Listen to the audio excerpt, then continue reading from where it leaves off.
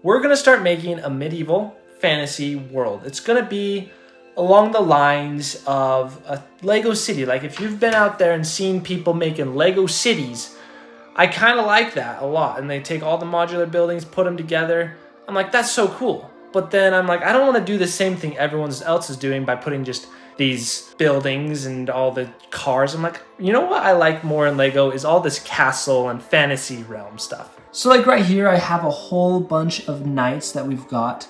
And I spent a little way too much on all of these really nice knights. But look at these. This is some custom printed knights from K-Town Bricks. And I'm going to use them as like my leaders. So like this will be my lion army because there's the lion knight. So I think he can be the captain of the lion knights. Then these will just be other captains inside the lion knights. And then I don't know what this guy is going to end up being, but he's just a medieval, a nightmare, frightmare knight. And then we have a Raven Knight. So these guys are really cool. And then this Bear Knight, they are awesome. But first step we're gonna do is we've got our squad right here. And I'm probably gonna end up switching their shields out for these dragons. Not the dragons, we need the falcon ones because they're the falcon soldiers. So I need to buy a couple more of the falcon shields. And then all of this squad can have the falcon shields. And over here I have the beginnings of our squad of archers. So we've got a couple, like that's not too many. I mean 3, one more than a couple. And then we have a few other like soldiers who have missing some parts. But the best thing is I got an order from Bricklink of a whole bunch of bows. So like then we also have some long bows in here, but I'm gonna cape them all off with these caps. So let's pull all of these out of their bags. And now with them being outside the bag, we have our quivers. And so these will be perfect. So I bought, I think 20 of each and then 10 of these bows. So these bows, the short bows, if we take a look, there's a short bow and then a long bow. And these long bows are gonna be for my elves because I'm going to be making some elves, the ones that come to visit Helm's Deep, and they'll also need the cave. So I'll be splitting these about in half and half. So 10 of them are for the elves, and that's for the elves, and then 10 of these are going to be for the falcons, and then we'll also need about 10 of these for the elves as well. So let's put all that to the side. I still need to get the base minifigures, but what we can do is dress these guys up for now. And I do have some some capes coming. Yep. So they'll be able to have a cape and a quiver and a bow. And that will look so good. They will be like all decked out. And we will give them the short bows because I was trying to debate whether to have the long bow or short bow, but I landed upon doing the short bows because I felt like it looked a little bit more medieval-ish. Our squad of ranger archers is done. So we have our captain of the squad. But the only thing I have that sets him apart is I gave him a longbow because just to make him, I guess, look maybe a little cooler. But here we have our full line of the archers or rangers, however we want to call them. But I like it because we actually were able to have enough because I want to make the squads of 9, as I was saying. And so this actually has 9 of them. And I've used all the rest of my Falcon minifigure pieces. Like I took apart a few of the other soldiers that was had shoulder pads. But I think it's going to be worth it to finally finish out this squad of archers. And one other thing I did is I added a few shields because I had 4 of these Falcon shields to them. And I definitely think it looks better. So like, you tell me, but I'm going to say these Falcon shields look a lot better because you get like an element of color. The gray shields really were just making their armor. It matched the armor, it matched the swords, and it kind of just felt flat. But then when we add these shields, I feel like it gives an element of color, even though it's just black and white.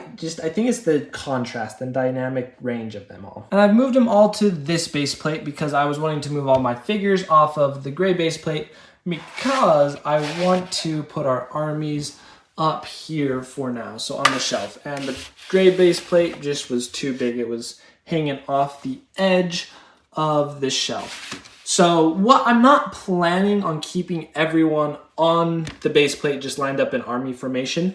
If anything, I'll put them on like the battlefield lined up in army formation. But this is just kind of us right now trying to put together our armies to populate our castles when we actually get them. But I'll be building some more bigger elaborate castles and fields, and I don't know where I'll put it, but almost just imagine if we had this full desk filled up with just city, like we had a big castle right there, and then we had a village out here with some other, like a mining area, and then some fields and like two fortresses. So we have a whole bunch of stuff we could do, but that's kind of in the works and what we'll be doing later.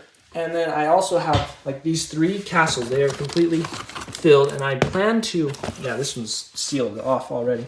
But yeah, I plan on putting all of these, building them together and making one giant castle with those 3 sets. And I still haven't even gotten the Lionites castle, which is the official huge giant castle that LEGO's made.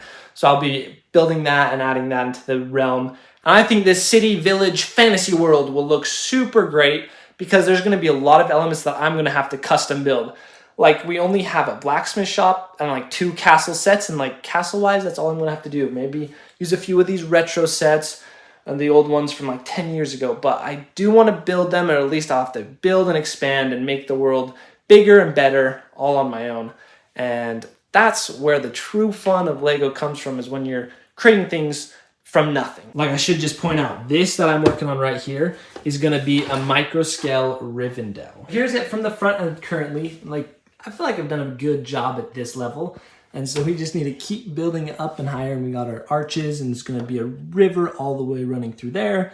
So fantasy things. Like, I love just building my own creations. I've got one other castle set that we'll be building. It has trolls. So we're going to have to build like a little troll kingdom. This is going to be so good with like so many factions. I think we got the Lion Knights, the Dragon Knights, the Falcon Knights, and then the trolls, and then we could throw in someone else. But that's at least 4 to 5 different factions. And I didn't even mention we could do a full Lord of the Rings area, like little mini Middle Earth.